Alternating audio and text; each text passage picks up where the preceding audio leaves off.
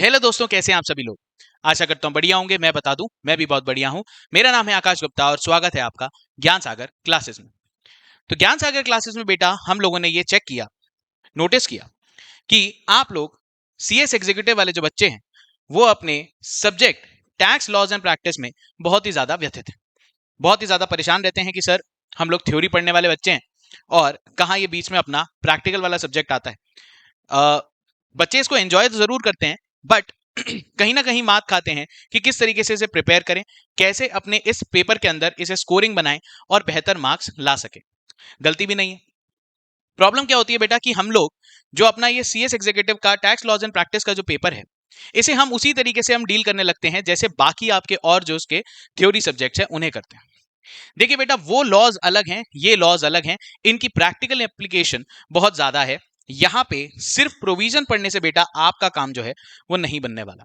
ठीक है, तो आज हम लोगों ने ये डिसाइड किया कि हम एक तो आपको स्ट्रैटेजी बताएं कि किस तरीके से आपको सीएस एग्जीक्यूटिव का ये पेपर जो है उसे अप्रोच करना चाहिए, और दूसरा हमने एक पेपर पैटर्न ढूंढने की और उसके अंदर से कुछ लर्निंग्स निकालने की भी कोशिश की है कि क्या ऐसे पैटर्न्स, क्या अपने पैटर्न बन रहे हैं, कौन से ऐसे टॉपिक हैं जो बार बार पूछे जा रहे हैं आपके एग्जाम में, जिन्हें आप पहली जो है जब अपनी पहली प्रायोरिटी होगी तो हम उन्हें कवर करें और इंश्योर करें कि हमने major chunk of the chapter, major chunk of the subject जो है उसे हमने कंप्लीट कर लिया है।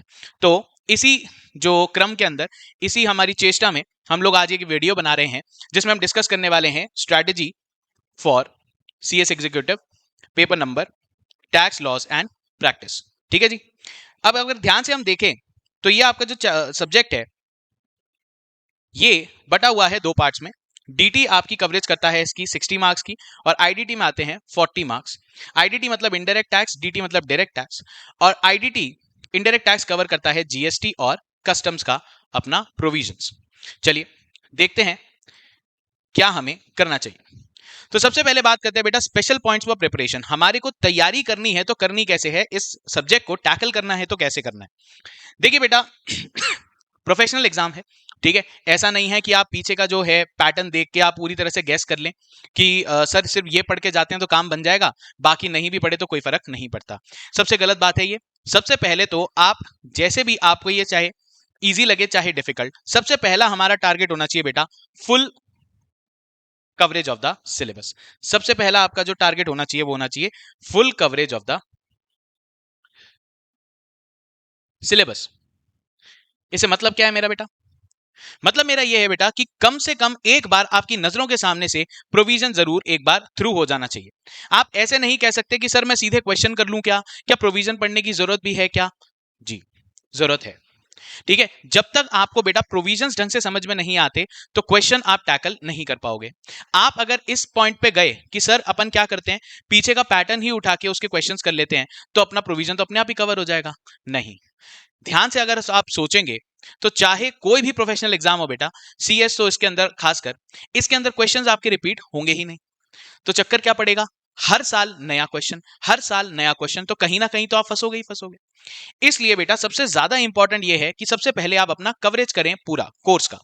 कम से कम एक बार आपकी नजर के सामने से तो सारा कंसेप्ट निकल ही जाना चाहिए। ठीक है, इसके बाद मैं आपसे कहना चाहूंगा कि second point, don't cover only the theory. Don't cover only the theory. Issue क्या होता है कि हमारे को बड़ा मजा आता है इनकम टैक्स के प्रोविजन पढ़ने में, जीएसटी के प्रोविजन पढ़ने में, उनके स्पेसिफिक केसेस पढ़ने में बड़ा मजा आता है। बट होता क्या है कि कुछ हेड्स को छोड़ दें, कुछ छोटे हेड्स को छोड़ दें, जैसे आपका इनकम फ्रॉम हाउस प्रॉपर्टी हो गया, इनकम फ्रॉम अदर सोर्सेज हो गया, तो पीजीबीपी और इनकम फ्रॉम सैलरी जो है ये काफी बड़े बड़े आपके हेड्स हैं। कैपिटल गेन थोड़ा इनसे छोटा है बट फिर भी एक बार को बड़ा ही हम उसको कहेंगे। इशू क्या होता है सर कि प्रोविजंस पढ़ते पढ़ते इतनी ज्यादा तादाद हो जाती है इन प्रोविजंस की कि हम आखिरी में प्रोविजंस ही पढ़ते रह जाते हैं। क्या हो जाता है? हम प्रोविजंस ही पढ़ते रह जाते हैं, हम कभी क्वेश्चंस तक पहुंच पाए ऐसा हमारे को समय ही नहीं मिल पाता। पहले हम सोचते हैं कि सर हम एक बार प्रोविजंस पढ़ लेते हैं, क्वेश्चन अपन क्या करेंगे एक साथ बाद में देख लेंगे। वो एक साथ बाद जो होती है वो सीधे कब आती है? क्वेश्चन जब आपका एग्जाम पेपर आने वाला होता है तभी आने वाला, वो समय तभी आता है। तो वो काम अपने को नहीं करना। करना क्या है बेटा, जैसे ही आप थ्योरी कवर करें, जैसे ही आपने कोई प्रोविजन कवर किया, लगे हाथ उसके क्वेश्चन पेपर, उसको क्वेश्चन पेपर में देखिए, चाहे आपका क्वेश्चन बैंक जो है उसको देखिए, और वहां से आपको प्रैक्टिस करनी है इन क्वेश्चंस की। एक बार, दो बार, तीन बार ऐसी सिचुएशन आ जानी चाहिए जी आपकी कि अगर आपने क्वेश्चन शुरू किया तो शुरुआत से लेके एंड तक आपका हाथ एक बार भी रुकना नहीं चाहिए। अब ये कैसे इंश्योर होगा? ये होगा बेटा इंश्योर रिपीटिशन से। किससे? रिपीटिशन से। आप एक बार अपनी समझ से इसको सॉल्व करने की कोशिश कीजिए, एक क्वेश्चन को लीजिए और क्वेश्चन को सॉल्व करना शुरू कीजिए। आप कहीं ना कहीं जाके अटकेंगे। जहां भी आप अटके उन पे ऊपर एक लगा लीजिए मार्क कि भाई ये वाली बात तो मुझे समझ में नहीं आई। पूरा क्वेश्चन कीजिए और वो स्टार मार्कर्स को आपको इंपॉर्टेंट मार्क करना है। अब ये स्टार मार्क आपको कैसे हेल्प करेगा?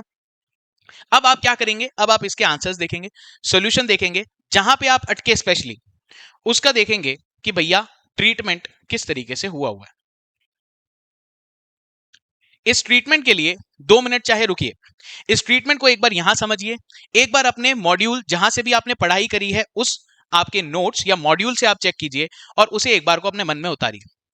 ये सारे स्टार मार्कर्स एक बार आपने करने के बाद में किताब को वापस कर दीजिए बंद, और अब क्वेश्चन को फिर से करने की कोशिश कीजिए। इस बार भले ही आपको थोड़ा समय ज्यादा लगेगा, एक्स्ट्रा टाइम, बट आपको कोशिश करनी है कि इसे आपको करेक्ट निकालना है। जब तक करेक्ट नहीं निकलेगा तब तक आप आगे नहीं बढ़ सकते। करेक्ट निकाल के, करेक्ट एक बार निकल जाएगा, then you have to repeat it 1, 2 and 3 times, और आपको इंश्योर करना पड़ेगा कि अब आपकी स्पीड भी आ चुकी है। समझ में आया? तो ये तरीका होता है टैक्स को करने का। आपने थ्योरी पढ़ी, आपने उसका क्वेश्चन किया, क्वेश्चन करते करते आपका कोई प्रोविजन अटक गया, आपका कोई ट्रीटमेंट नहीं समझ आया, क्या करना है? ट्रीटमेंट आपको देखना है, उसका उसका ट्रीटमेंट देख के सॉल्व नहीं करना है, उस किताब को वापस कर देना है बंद, और फिर उसके बाद में आपको क्वेश्चन करने हैं। ठीक है जी? आपको पहले ट्रीटमेंट समझ में आना चाहिए, देन वो करेक्ट आना चाहिए आपका आंसर पूरा शुरुआत से लेके एंड तक, एंड देन एक बार आपने रिपीटेशन लगा ली उसकी 2 से 3 बार शुरुआत से लेके एंड तक। ऐसे केसेस होने के बाद आप जो है अब तैयार हैं अपने प्रोविजन के साथ। ठीक है, मेरी बात समझ में आ गई आपको? अब सर इन क्वेश्चंस की अपने को प्रैक्टिस कहां से मिलेगी, इस क्वेश्चंस की वैरायटी अपने को कहां से मिलेगी? तो मैं आपको बता देता हूं। क्वेश्चंस की वैरायटी आप कवर कर सकते हैं कुछ इन केस, इन जो डिफरेंट सोर्सेज हैं इनसे आप कर सकते हैं। इसमें सबसे पहले आता है आपका बेटा प्रीवियस ईयर क्वेश्चंस। सबसे पहले क्या आता है? Previous year questions. जिस भी एग्जाम को आप देने जा रहे हैं उसके एक बार एग्जाम के पेपर को उठा के देखिए, देखिए क्या आप उस क्वेश्चन के लेवल से कंफर्टेबल हैं भी या नहीं। जो आपने पढ़ा है बेटा वो बहुत इजी इजी होता है, क्वेश्चन पेपर में जब वो आता है तो वो अपनी पीक, अपनी डिफिकल्टी पे होता है। तो प्रीवियस ईयर के क्वेश्चंस आपको करना जरूरी है, जिसको आप आखिरी में टैकल करने जाने वाले हैं, तो वो तो आपकी पकड़ में होना ही चाहिए। सबसे पहले आपको पकड़ने हैं प्रीवियस ईयर के क्वेश्चन। देन आप क्या कर सकते हो? Back questions of the chapter. Back questions of the chapter मतलब क्या सर? सर आप पढ़ते हुए शुरुआत से जा सकते हैं आगे तक, पर होता क्या है यहां से from the start to end आप क्या करने लगते हो? इजी से डिफिकल्ट की तरफ जाते हो और आगे जाते जाते थकने लगते हो, यू गेट टायर्ड। इससे रिवर्स साइकोलॉजी आप लगा सकते हो। प्रोविजन करने के बाद आप एंड से स्टार्ट की तरफ चलो, एंड से स्टार्ट की तरफ चलो, ताकि आप डिफिकल्ट पेपर्स पहले कर लो, और उन पे अगर आपने पकड़ बना ली, अगर आपने उनके ऊपर पकड़ बना ली तो टायरनेस का जो है आपका केस खत्म हो जाएगा और आप अब इजी की तरफ बढ़ने लगेंगे, आपको मजा ज्यादा आने लगेगा। तो इस तरीके से कवरेज आपकी बेहतर हो सकती है। इसके अलावा बेटा मॉक टेस्ट हुआ करते हैं, इंस्टीट्यूट की वेबसाइट के ऊपर भी आपको क्वेश्चन मिल जाएंगे। मॉक टेस्ट पेपर के आप क्वेश्चंस जो है उन्हें आप लगाएंगे तो एटलीस्ट आपको इनको तो कवर बेटा करना ही करना है, इन 3 पार्ट्स को। ठीक है, याद रहे क्या मैंने आपको बात समझाई है? रिपीटिशन इज की। प्रोफेशनल एग्जाम के अंदर जो आपको इंश्योर करती है आपकी सक्सेस वो होती है रिपीटिशन। रिपीटिशन इज की। रिपीट कीजिए, इतनी बार आप उसके सर्कल लगा लीजिए कि जब भी आपसे रात को भी उठा के फोन कोई पूछे कि भाई ये पीजीबीपी का एडजस्टमेंट कैसे होगा, ये सैलरी का परक्विजिट या इसका अलाउंस आपका निकालिए, उसका ट्रीटमेंट निकालिए, तो आपका हाथ नहीं रुकना चाहिए, आप उसके अंदर कंफर्टेबल होने चाहिए। और ये कब आएगा बेटा? रिपीटिशन से। इसलिए मैं क्या कह रहा हूं, प्रोविजन के ऊपर आप इतना ज्यादा समय ना लगाएं, प्रोविजन पढ़ें, समझें, अच्छे से उसको मन में उतारने की कोशिश करें। बट प्रैक्टिस किसकी करनी है अपने को? सवालों की। प्रैक्टिस किसकी करनी है? सवालों की। बिना प्रैक्टिस आपका काम नहीं बनेगा। ठीक है जी। अब अपन बात करते हैं, यही मेजर मेजर बात है जो आपको करनी है बेटा। ये मिनिमम है जो आपको कम से कम कवर करना है दोनों ही सब्जेक्ट्स में, डीटी और आईडीटी के अंदर। और इसके साथ में आप कह सकते हैं कि आपका जो तरीका है वो कम से कम अब सेट हो चुका है। अब यहां पे मैंने कुछ कोशिश करी है आप लोगों की हेल्प करने के लिए कि डीटी के टॉपिक्स एंड चैप्टर की मैपिंग करते हैं इन सारे रीसेंट आपके अटेम्प्ट्स में। 2025 जून, 24 दिसंबर और 24 जून के अंदर आपके लेटेस्ट 3 आपके अटेम्प्ट्स हैं ये। इसके अंदर ये देखने की कोशिश करते हैं कौन से ऐसे चैप्टर हैं जिनको आपका इंस्टीट्यूट वाकई पसंद करता है आपसे पूछने में। अगर आप ध्यान से देखेंगे तो income from house property, income from house property, right? इधर again income from house property, income from house property, यहां पे भी इनकम फ्रॉम हाउस प्रॉपर्टी आपसे पूछा गया, राइट? तो सबसे पहली आपकी जो प्रायोरिटी होनी चाहिए, देखिए ये किस तरीके से आगे आ रहा है। ये आपका इस तरीके से, पहले आपका एक क्वेश्चन पूछा गया था, अब दो, और फिर वापस अब आपके पास में ये दो जो हैं क्वेश्चंस पूछे जा रहे हैं आपके पर अटेम्प्ट। पर अटेम्प्ट आके कितने क्वेश्चन पूछे जा रहे हैं? दो। तो आप जो है कम से कम बेटा इनकम फ्रॉम हाउस प्रॉपर्टी के ऊपर तो ध्यान लगाएंगे ही लगाएंगे। मैंने आपके लिए ये सारे लिख रखे हैं यहां नोट करके। ठीक है, सबसे पहली प्रायोरिटी है हमें कवर करना इनकम फ्रॉम हाउस प्रॉपर्टी, छोटा हेड है। ठीक है, और इसके जितने भी क्वेश्चंस आप बना सकें, लगा सकें, इसके अंदर छोटे छोटे कंसेप्ट कई सारे हैं, पर उनको उनके ऊपर मास्टरी पाना इतना ज्यादा मुश्किल नहीं है।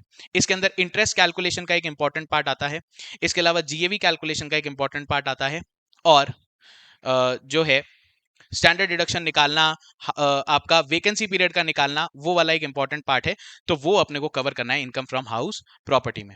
सेकंड आप देखेंगे तो और जो आपके इंस्टीट्यूट को पसंद है वो है इनकम फ्रॉम अदर सोर्सेज।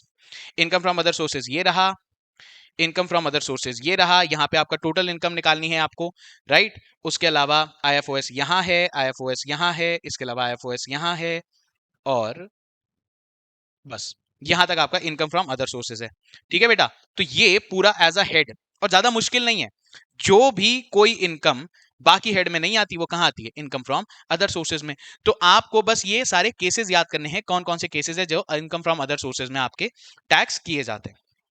इनके अलावा छोटे और आप सब्जेक्ट्स को, आप चैप्टर को देखेंगे तो क्लबिंग एंड सेट ऑफ जो है ये भी बहुत ही मनपसंद है आपका। जो इंस्टीट्यूट है इसको ये बहुत पूछता है, क्लबिंग एंड सेट ऑफ। ज्यादा बड़ा आपका चैप्टर नहीं है, बट हाँ यहां तक पहुंचने के लिए बाकी हेड्स की आपको जानकारी भी जरूर होनी चाहिए। इसके अलावा डिडक्शंस, जो अपनी पुरानी स्कीम थी, ओल्ड टैक्स रेजीम जो थी, ओल्ड टैक्स रेजीम थी, उसके अंदर डिडक्शंस आया करते थे, और डिडक्शंस का आपको स्पेसिफिक क्वेश्चन कई बार आपको दिखाई देगा। ठीक है, ये रहे डिडक्शंस। इसके अलावा ये रहे डिडक्शंस, ये रहे डिडक्शंस, दिखाई दे रहे होंगे आपको। ठीक है जी, ये मैंने आपको मार्क लगा दिया, ये डिडक्शंस रहे, ये रहा, और एक ये रहा। ठीक है जी। अच्छा, अब आगे आते हैं, डिडक्शंस इंपॉर्टेंट हो गया।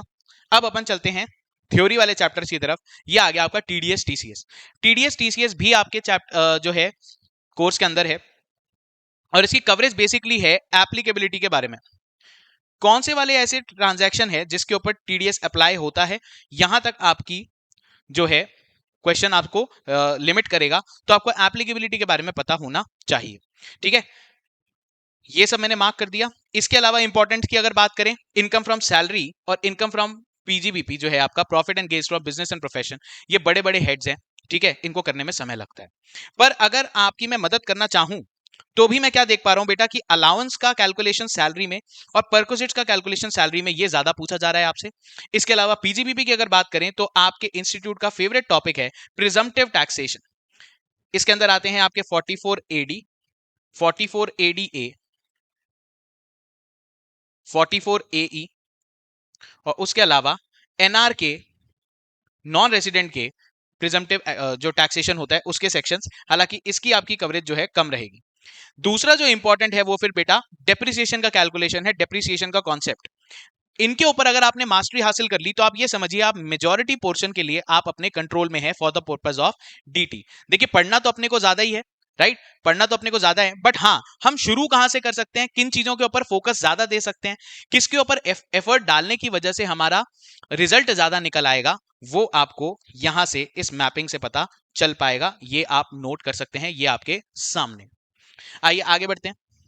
अब आईडीटी की भी मैपिंग देख लेते हैं। आईडीटी के अंदर क्या आता है बेटा, देखिए अब आईडीटी के अंदर जो सबसे मुश्किल पार्ट है वो है उसका वैल्यूएशन, और फिर उसके बाद उसकी इनपुट टैक्स क्रेडिट का कैलकुलेशन। इनपुट टैक्स क्रेडिट को हम क्या बोलते हैं प्यार से, आईटीसी। ठीक है, तो ये आपको सबसे ज्यादा देखने को मिलेंगे। यहां तक पहुंचने के लिए बेटा अपने को सब चीजों की इंपॉर्टेंस, सब चीजों के बारे में कंसेप्ट अपने को क्लियर होना चाहिए। वैल्यू ऑफ सप्लाई, इसके अलावा place of supply, time of supply, right, reverse charge, और उसके अलावा कौन सा आपका जो है सप्लाई माना जाता है, कौन सा सप्लाई नहीं माना जाता, एग्जेम्पशन कौन सा है, रिवर्स चार्ज कौन सा है। तब आप ये पूरा वैल्यू ऑफ सप्लाई का चैप्टर और पूरा आप आईटीसी का क्वेश्चन जो है उसको आप अटेम्प्ट कर सकते हैं। तो यहाँ पे आप देखेंगे आईटीसी क्वेश्चन आपको जरूर मिलेगा, राइट, यहां देख लीजिए, यहां देख लीजिए, यहां देख लीजिए, एलिजिबल आईटीसी। इसके अलावा पूरी कंप्यूटेशन ऑफ जीएसटी लायबिलिटी, इसे आप क्या बोलोगे, वैल्यू ऑफ सप्लाई, और उसके अलावा फिर जीएसटी की कंप्यूटेशन। ये दोनों ही इस तरीके के क्वेश्चन आपके आते हैं। Order of utilization of ITC again आ गया। आईटीसी कंप्यूटेशन एक ही सवाल, एक ही जो है साल के अंदर 2 बार आपसे पूछ लिया गया है, राइट। वैल्यू ऑफ सप्लाई आपका आ गया, आउटपुट लायबिलिटी आ गया। तो ये बेटा बार बार आपसे पूछा ही जाएगा। वैल्यू ऑफ सप्लाई अगेन आ गया आपके पास, राइट, तो ये आपका कॉमन है। तो देखिए अगर अपन जीएसटी की बात करें तो ये तो मेजर है, difficult but you can not skip, आपको करना तो है ही। वैल्यू ऑफ सप्लाई, आईटीसी, ये वाला आएगा ही आएगा। रिवर्स चार्ज मैकेनिज्म, बट मैं आपकी मदद किस तरीके से कर सकता हूं, ऐसे कौन से इजी आपको टॉपिक्स बता सकता हूं जो पूछे भी बार बार जा रहे हैं, जिन्हें कवर करने में इशू भी नहीं आता। ऐसे आपके केसेस हैं बेटा, ये ई वे बिल है, छोटा सा टॉपिक है, पर ये आप देखिए बार बार पूछा जा रहा है आपसे। ई वे बिल, ई वे बिल यहां दिखा आपको, राइट, ई वे बिल यहां दिखा, इसके अलावा ई वे बिल यहां दिखा। हर अटेम्प्ट के अंदर आपको एक क्वेश्चन तो ई वे बिल का दिखेगा ही दिखेगा। आगे बढ़े तो कॉम्पोजिशन स्कीम भी बड़ी प्रिय है आपके इंस्टीट्यूट को। कॉम्पोजिशन स्कीम का मतलब आप नॉर्मल जीएसटी के अंदर रजिस्टर नहीं करना चाहते, आप कॉम्पोजिशन लेवी में रहना चाहते हैं। कॉम्पोजिशन लेवी मतलब आपको जो है एक फिक्स रेट से इनकम जो है जीएसटी देना पड़ेगा आपको। जो है पूरा जीएसटी देने की जरूरत नहीं है, ना ही आपको रिकॉर्ड्स मेंटेन करने की जरूरत है, ना ऑडिट कराने की। इसके अलावा एक जो इंपॉर्टेंट आता है बेटा वो आता है आपका कस्टम्स वैल्यूएशन। कस्टम का वैल्यूएशन आपका हमेशा ही आता है, इसके क्वेश्चंस की खूब भरपूर मात्रा आपके पास में अवेलेबल होगी, ये आप आराम से कर सकते हैं। कस्टम्स वैल्यूएशन 100% आता ही आता है, छोटा टॉपिक है as compare to value supply input tax credit के लिए आपको जितना समय लगेगा उससे तो कम ही समय लगेगा कस्टम्स वैल्यूएशन में। इसके अलावा आप किस पे ध्यान दे सकते हैं, प्लेस ऑफ सप्लाई, ये बहुत ही इंटरेस्टिंग चैप्टर है। कौन सी सिचुएशन में कब माना जाता है कि प्लेस ऑफ सप्लाई इंडिया में होगी, कब इंडिया से बाहर होगी, तो ये केसेस में इसको याद करना और इसको अप्लाई करने में बड़ा मजा आता है। बहुत ही बढ़िया क्वेश्चन होते हैं इसके। इसके अलावा आप टाइम ऑफ सप्लाई देख सकते हैं और जीएसटी के बेसिक्स। ये आपने कवर कर लिया तो आप काफी हद तक इसके बारे में भी, इसका मेजॉरिटी पोर्शन आप कवर कर चुके होंगे। फाइनली आप इसे कवर करेंगे तो मैं आपसे कहूंगा कि जीएसटी और कस्टम्स का भी आपने मेजॉरिटी पोर्शन आप कवर कर लिया है। ठीक है जी, तो ये हमारा वीडियो रहा बेटा, ये मैपिंग है, ये आपके टॉपिक्स रहे डीटी के जिनसे आप स्टार्ट कर सकते हैं, इंपॉर्टेंट हैं, और ये आपके टॉपिक्स रहे जीएसटी या इनडायरेक्ट टैक्सेस के जिसे आप कवर कर सकते हैं। तो कोशिश करेंगे अपनी तैयारी को इसी दिशा में आगे बढ़ाने की। बाकी अपनी फुल सब्जेक्ट की कवरेज तो अपने को करनी ही करनी है, कम से कम एक बार आपकी नजर के सामने से सब गुजर जाए वो सबसे बेस्ट रहेगा। ठीक है, बाकी आपको किसी भी तरह का कंफ्यूजन, किसी भी तरह का डाउट अगर आपको लगता है तो आप ज्ञान सागर के क्लासेस के द्वारा मुझसे संपर्क कर सकते हैं। आपके पास में सारी इंफॉर्मेशन अवेलेबल होगी डिस्क्रिप्शन बॉक्स में। और तब तक के लिए पढ़ते रहिए और अपने मम्मी पापा का नाम रोशन कीजिए। ठीक है, I will catch you later. और आज की वीडियो के लिए इतना ही। Thank you very much, have a good night.